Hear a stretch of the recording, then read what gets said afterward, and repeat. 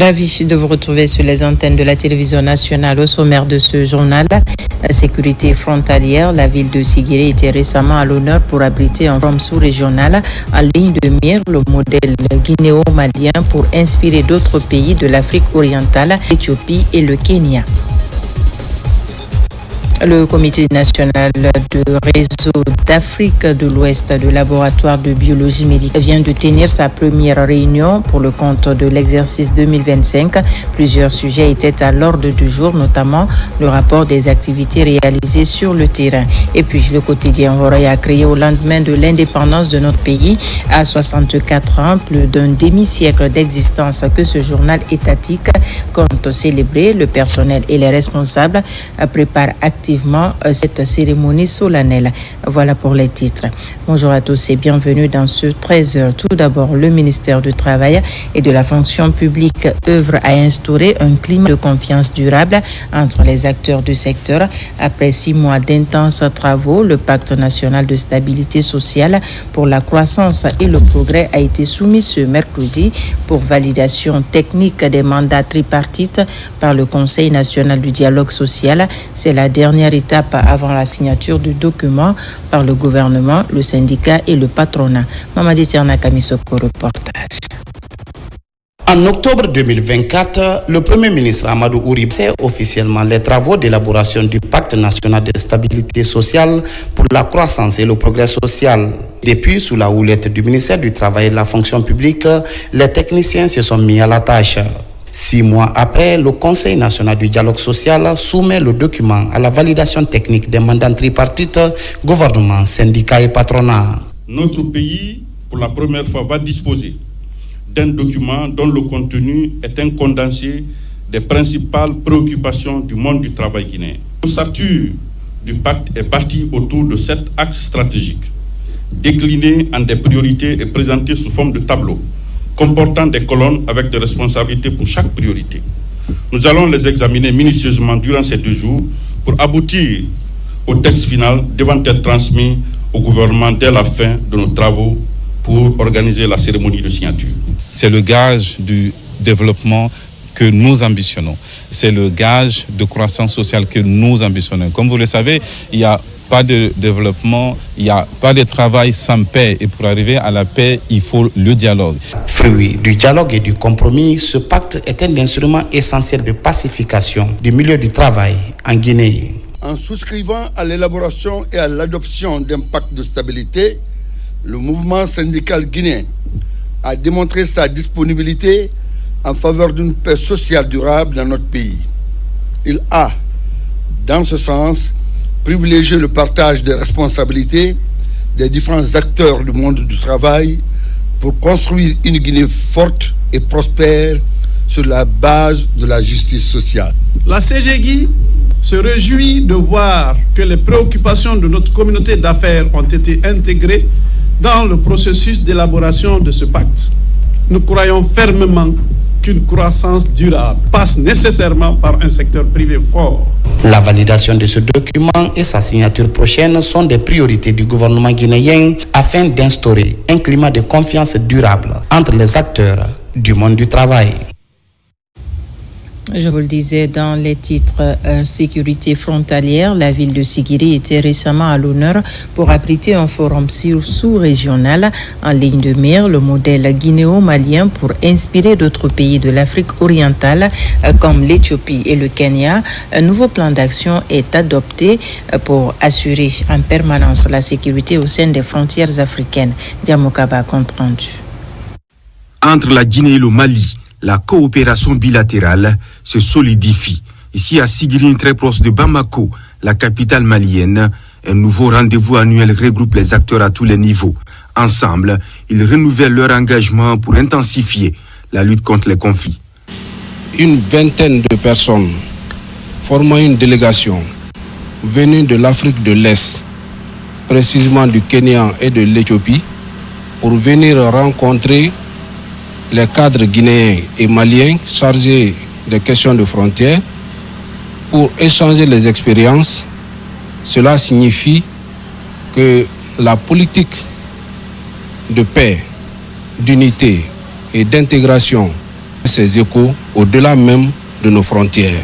L'Éthiopie et le Kenya qui sont venus vraiment s'inspirer de la dynamique de coopération transfrontalière entre le Mali et la Guinée à travers les GLCT Kangaba Sigiri et Mandiana Yamfolla qui ont beaucoup travaillé dans la consolidation de la paix et de la sécurité entre les communautés transfrontalières. Ce bel exemple de coopération dynamique entre la Guinée et le Mali est inspirant. Nous, en tant que partenaires, la GIZ, à travers le programme Frontières de l'Union africaine, nous appuyons ces États depuis 2008.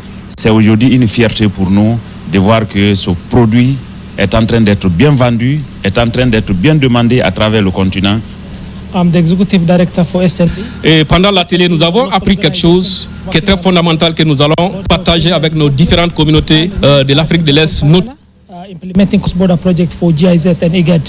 Après 72 heures de partage d'expérience, les ambitions communes se rejoignent désormais entre ces pays qui comptent aller plus loin dans le registre du renforcement du climat de paix et de confiance.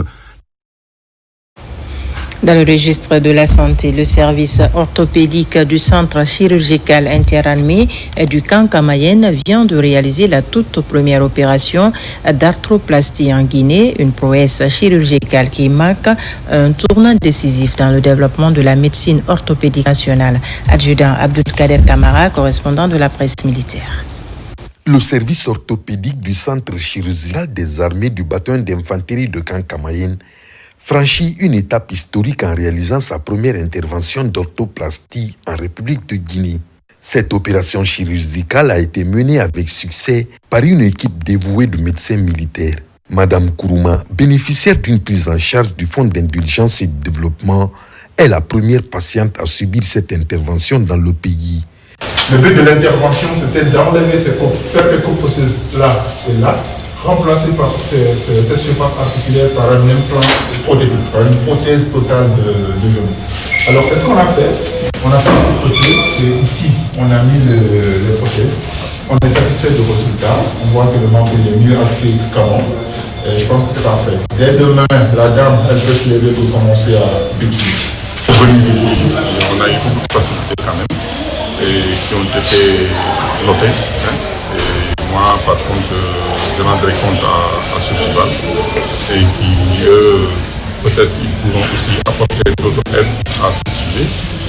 Et nous espérons que la relation, quand les autorités guinéennes nous le facilitent, et nous serons tout le temps disponibles. Bien que cette pathologie touche principalement les personnes âgées, elle peut être favorisée par des facteurs tels que le surpoids, des antécédents traumatiques et le manque d'activité physique. Traditionnellement, cette intervention chirurgicale représente un coût considérable pour les patients. C'est une occasion pour moi de remercier la hiérarchie militaire. Aujourd'hui, c'est vraiment un honneur pour nous de faire cette intervention dans une structure militaire. Il faut dire qu'on est au bataillon d'infanterie du camp Kamayenne, mais puisque le service de santé des armées, c'est un service qui est transversal, on a décidé de faire cette chirurgie pour la première fois ici, mais c'est une chirurgie qu'on fera à l'hôpital militaire de Conakry ultérieurement et dans d'autres structures de l'armée. À leur sortie du bloc opératoire, ces patients rétablis ont exprimé leur gratitude envers les autorités qui ont facilité la prise en charge au sein de cette structure sanitaire des armées. Institution de référence dans la sous-région ouest-africaine, elle concrétise un pari réussi pour la médecine militaire guinéenne. Désormais, la pratique de l'orthoplastie est bel et bien une réalité dans le pays. Je remercie les autorités pour leur soutien et aussi les médecins. Ça fait plus de 3 ans, mon pied me fait mal. C'est cette fois-ci que j'ai eu l'opportunité. Je remercie tout le monde. La gonarthroscopie compartimentale est une intervention chirurgicale. Elle consiste à remplacer les structures articulaires naturelles du genou par une prothèse en vue de restaurer ses fonctions. Cette première expérience réussie marque une avancée considérable dans le développement de la médecine militaire dans notre pays. Dans le domaine de la santé, toujours, le Comité national du réseau d'Afrique de l'Ouest de laboratoire de biologie médicale vient de tenir sa première réunion pour le compte de l'exercice 2025. Plusieurs sujets étaient à l'ordre du jour, notamment le rapport des activités réalisées sur le terrain et les projections sur l'année en cours. C'est un reportage de Thierno Maroufba et Ousmane Ouatsissé. La biologie médicale joue un rôle primordial dans la prévention, tels que le dépistage et la surveillance. Depuis 2019, le réseau d'Afrique de l'Ouest des laboratoires de biologie médicale est lancé dans ce pays pour harmoniser les recherches biomédicales. En Guinée, le comité national du réseau Lab 3 se retrouve pour échanger sur les activités réalisées en 2024. Nous avons une activité phare d'ici 2025. Nous allons mettre en place un programme national d'évaluation externe de la qualité. C'est-à-dire que nous allons regarder la qualité des résultats qui sortent de tous les laboratoires pour être sûr que ce sont des bons résultats. Ceci, c'est un processus, ça demande un gros investissement humain, mais aussi financier. Cette troisième phase du réseau Lab a permis à la consolidation de la formation continue des techniciens du laboratoire. Nous communiquons davantage entre pays. Nous échangeons. Nous faisons en sorte que nos niveaux se ressemblent, que nous avançons tous ensemble et qu'on ne se dise pas à Dakar, le laboratoire est mieux qu'à Conakry, ou bien qu'au Burkina, ou bien qu'à Bamako. Et on a pu constater pendant le comité de pilotage des avancées significatives dans la mise en œuvre des activités qui sont prévues. Donc le bilan en date pour 2024 est très satisfaisant et les projections d'activité en 2025 aussi sont rassurants pour atteindre les indicateurs du projet. Pour l'année 2025, le réseau Lab 3 se fixe comme axe d'intervention le renforcement institutionnel à l'appui à la mise en œuvre des politiques de biologie médicale ainsi que l'accompagnement technique des laboratoires en matière de diagnostic dans les 7 pays membres. Sur un tout autre plan, protection des travailleurs migrants sur le territoire guinéen, la Guinée et ses partenaires viennent de franchir une étape importante à travers la validation de la stratégie nationale de la migration de la main-d'œuvre fondée sur les droits de l'homme. Mamadi Ternakamisoko pour plus de détails. Pays de départ et de destination des travailleurs migrants, la Guinée opte pour une migration équitable et bien gérée.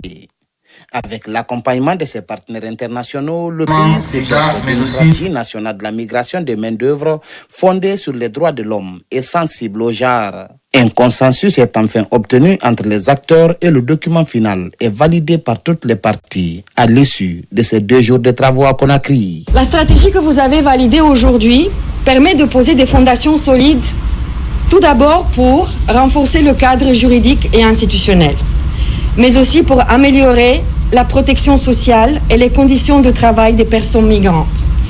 Également pour construire des passerelles concrètes entre emploi, formation, mobilité professionnelle et reconnaissance des compétences. Après l'adoption de ces documents que nous avons débattus ici, j'espère que ces documents contribuera effectivement et de manière significative à minimiser les impacts de ces déficits qui affectent nos populations migrantes en Guinée et dans chacun des États membres de la CEDEAO.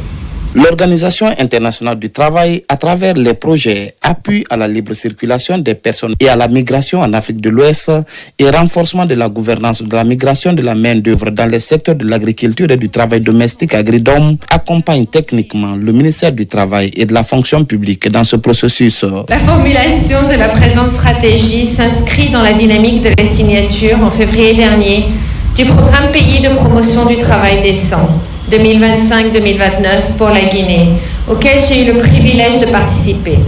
Elle a pour objectif de faire progresser l'agenda du travail décent pour toutes et tous, y compris les travailleurs migrants en Guinée. L'élaboration donc d'une telle stratégie est une opportunité pour notre pays d'accorder une importance capitale à la question de migration.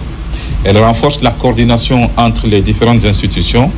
Elle améliore la gestion des données migratoires et fait la promotion des accords bilatéraux de travail et de sécurité sociale. Sur la question de la migration de la main-d'œuvre, les rôles et responsabilités des acteurs impliqués sont désormais clairement définis. ainsi que la stratégie de mobilisation des ressources et le mécanisme de coordination de la mise en œuvre de la stratégie nationale. Et puis à Farana, le fleuve Niger qui, depuis belle lurette, assure le bien-être des populations, est en cours de disparition. Une triste réalité qui affecte le couvert végétal. Malgré les efforts des autorités sur place, des fours de briques cuites sont encore visibles dans le secteur de Diara. C'est notre grand format réalisé par Ibrahima Oulim Fofana et Silati Kouma. Au centre-ville de Farana, tout comme dans les villages, plusieurs personnes continuent d'utiliser des briques cuites dans la construction des bâtiments. C'est le cas de ce chantier. L'aspect économique de ces briques fait que ce père de famille s'y intéresse. Quand vous prenez des gens pour te faire coudre la brique à 5 francs, vous la faites brûler, vous l'avez au moins, on peut la vendre à 1000 francs. Le transport, moins. Avec la brique cuite, le par rapport plus résistant que certaines briques en ciment. Parce que certains font, pour un sac de ciment, ils peuvent utiliser au moins 50 briques. Ou 45 briques. Prenez l'arme tout de suite, vous tirez, vous allez voir que les balles vont passer. Mais prenez l'arme, tirez ici, aucune balle ne peut traverser. Il y a aussi un problème de fraîcheur. Plusieurs personnes pensent que les briques en ciment sont beaucoup plus chères. Or, c'est le contraire. Parce que quand vous construisez avec des briques en ciment, le crépissage ne vous sera pas difficile. Et les briques en ciment ont des trous qui captent la chaleur pendant la journée, mais c'est le contraire avec des briques cuites. Aujourd'hui, la berge du fleuve Niger est quasiment transformée en une briqueterie. À travers ses actions anthropiques, toute cette partie du fleuve est dans un état de dégradation très poussé. L'environnement est aussi menacé de disparition. Le mois passé, nous avons fait une mission de répression dans ce secteur Yara où nous avons saisi 20 brouillettes, une moto TVS, un vélo, 2 motoculteurs, pioches, des pelles, des dabas qui sont mises à la disposition de la justice, l'unité régionale de la lutte contre la criminalité des espèces de faune et de fleurs, a saisi le procureur et nous attendons le jugement. Et ce matin, nous sommes venus voir s'il n'y a pas eu d'assistance de la part de ceux qui mènent ces activités. Nous avons trouvé ces fours en train d'évoluer et nous sommes là ce matin-là pour voir qu'est-ce qu'il faut. La galerie forestière est complètement détruite dans cette zone. Mais il faut retenir que c'est le seul site qui insiste encore. Et nous avons demandé aux services techniques, notamment la section des forêts faunes, de veiller sur ce site. Tout ce qu'on trouve ici seront saisis et mis à la disposition de la justice. Sur le terrain, l'inspection régionale de l'environnement collabore avec la direction préfectorale des mines. La pratique est presque réprimée dans toutes les carrières de briques. À ce jour, seulement qu'à Diara, où il y a encore de la réticence. La décision de fermeture des carrières de fabrication de briques à Farana remonte en 2022, lorsque l'autorité régionale a interdit toute confection de briques le long du fleuve Niger. Elle a été suivie par la direction préfectorale des mines. Ce n'est qu'en cette année 2025 on a été surpris de voir certains fabricants qui sont venus commencer la confection des briques. On les a sensibilisés afin qu'ils puissent arrêter. Mais c'est seulement ce site de Diara qu'il y a la réticence. Les récalcitrants qui travaillent ici ont continué à confectionner les briques, même nuitamment. Au cours de cette sortie de répression, un camion transportant des briques a été saisi. Le débarquement est aussitôt fait et des interpellations par les agents de l'inspection régionale de l'environnement en ont suivi. Je transporte 1000 briques à 250 000 francs. Je paye mes apprentis et avoir aussi la recette. Tout le monde doit s'impliquer dans le cadre de la protection de ces cours d'eau. Parce que c'est un bisou pour nous. Quand vous partez par exemple dans la zone de Botier, vous trouverez les mines de bauxite. Vous partez dans la région de Kankan, il y a les mines d'or. Vous partez à Zérekore, il y a les mines de fer. À Farana, la seule ressource, c'est le fleuve et son bassin. Ces ressources naturelles doivent être préservées, protégées dans le cadre du bien-être de la population guinéenne. Pour rappel, le fleuve Niger prend sa source à Farana dans la sous-préfecture de Kobikoro à Bakando, au moins à 170 km du centre-ville. Ce patrimoine naturel parcourt 4200 km avant de se jeter dans l'océan Atlantique et qui traverse 9 pays. Pour ce faire, des dispositions idoines devraient être prises pour la survie de ce fleuve et de son environnement. C'est seulement le fleuve Niger et le parc national du Haut-Niger qui constituent les seules ressources naturelles pour la préfecture de Farana.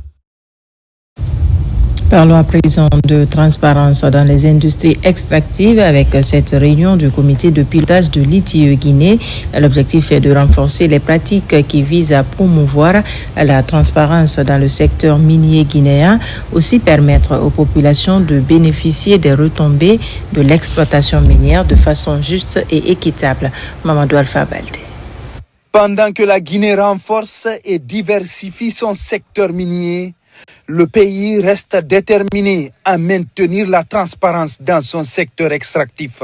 Pays conforme à l'initiative pour la transparence dans les industries extractives, le comité de pilotage de l'ITIE Guinée échange sur les efforts du pays dans ce domaine. L'initiative pour la transparence dans les industries extractives est devenue de nos jours la norme mondiale de bonne gestion des ressources naturelles pétrolières et gazières.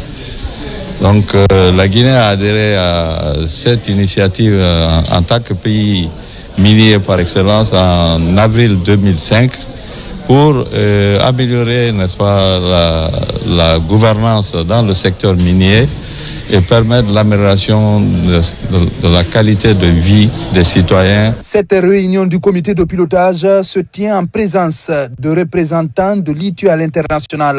Cette réunion du comité de pilotage se tient en présence de représentants de l'ITIE à l'international. L'initiative permet surtout de faire du secteur un véritable moteur du développement à travers la culture de la transparence. L'évaluation qui sera faite à partir du 1er octobre 2025, on aura besoin véritablement, avant qu'on arrive à cette échéance, que l'ITIE Guinée se repositionne et que remobilise tous les acteurs, également le gouvernement puisse l'accompagner dans ce processus-là avec les moyens techniques et financiers. L'implication de la société civile est l'une des principales composantes du processus. À travers l'ITIE, les retombées issues de l'exploitation minière doivent être connues de tous. Dans l'actualité encore, l'opération Ensemble maintenant notre paradis propre est lancée à Imbaya. Très tôt ce matin, des jeunes munis de balais, de pelles et autres ont débarrassé les grandes artères de leur quartier d'ordures. Une action citoyenne portée par le mouvement des jeunes Yetekanfé de Imbaya Port 1 qui compte étendre leurs activités dans le Grand Conakry. Son assaillant. À Imbaya démarre un élan pour l'assainissement de la capitale. Cette initiative de grande envergure, dénommée Action Ensemble, maintenant notre paradis propre, est portée par le mouvement des jeunes Yetekanfé de Imbaya Port en collaboration avec l'entreprise Guimob. Les jeunes ont sillonné les coins et recoins du quartier pour dégager les ordures. C'est une contribution de notre pays aussi, comme on n'a pas les moyens de mettre à disposition de l'État. Mais l'assainissement que l'État doit faire, quand nous les citoyens de ce mouvement, on a à se mobiliser chaque dimanche à faire l'assainissement. Compte tenu des capacités d'investissement que M. Fona est en train de tenir dans ce quartier, mobiliser les jeunes, faire des donations, défendre la salubrité dans le quartier, donc ça ne pourrait être qu'un acte salutaire. Cette journée d'assainissement va au-delà des actions de salubrité. Elle est aussi l'occasion de sensibiliser la population sur l'importance de la préservation de l'environnement. Donc wali na mugwe no wali nan sama bama lagina ka bil la ma khano khoygiri no khoy musese fama menga say ban sangam fama no khoygiri. La propriété est l'affaire de tous. Je les remercie. Nous devons tous lutter contre l'insalubrité.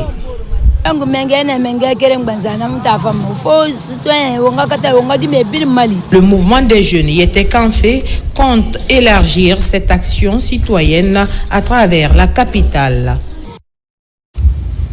Et pour terminer, le quotidien Horoya, créé au lendemain de l'indépendance de notre pays à 64 ans, plus d'un demi-siècle d'existence que ce journal étatique compte célébrer. Le personnel et les responsables se préparent activement pour rendre ce moment solennel et inoubliable. Madi Bangora Foudé Abassissé. Le journal Horoya se prépare à célébrer son 64e anniversaire. Un moment historique. Depuis plusieurs jours, une véritable mobilisation est observée au sein de la rédaction. Responsables et agents unissent leurs efforts pour faire de cet événement une réussite mémorable. Dans les couloirs de la rédaction comme dans les salles d'archives, l'ambiance est marquée par l'enthousiasme et la fierté. Dès les années 47, on l'appelait pas Auréa. C'était juste des phares de Guinée, édités par un groupe d'intellectuels d'élite guinéens qui avaient pris conscience vis-à-vis du système colonial. Les phares de Guinée, ils sont passés au coup de bambou. Et de coup de bambou, ils sont passés au réveil. C'est après le réveil, dans les années 58, 59, 60, que Auréa a pris le nom Liberté. Aujourd'hui, je demande une doléance au président de la République et à tout son gouvernement de nous assister pour avoir le matériel. On travaille avec les moyens de bord. Grâce à la volonté des autorités et à une vision tournée vers l'avenir, le quotidien Auréa a connu une modernisation. Le journal s'est engagé dans une dynamique de renforcement de ses capacités tant sur le plan technique que sur les conditions de travail des journalistes. Auréa qui a 64 ans, Auréa a fait un parcours. C'est le moment de faire le petit bilan. En 64 ans, qu'est-ce qu'on a eu à faire? En 64 ans, quels sont les manquements qui se passent? En 64 ans, quelle est la doléance que nous pouvons poser à l'État? Quand on me nommait, le journal ne paraissait pas. Le journal pouvait faire des années ou des mois sans parution. Quand on a été nommé à l'époque, on s'est mis ensemble avec tout le personnel du quotidien national pour redorer le blason, parce qu'il faut savoir que le quotidien national aurait une grande maison. Conscient des enjeux liés à l'évolution des technologies de l'information, Auréa a diversifié ses sources de communication. Une démarche stratégique qui lui permet aujourd'hui de toucher un plus large public en restant fidèle à sa mission d'information. Depuis sa création en 1961, Auréa a traversé les âges et les contextes, tout en gardant le cap, celui d'un journal national proche du peuple, engagé pour une information fiable et accessible. Voilà qui m'a fait un journal. Merci de nous avoir reçus chez vous. L'actualité se poursuit sur notre site le www.rtgguinée.info. On se retrouve à 17h.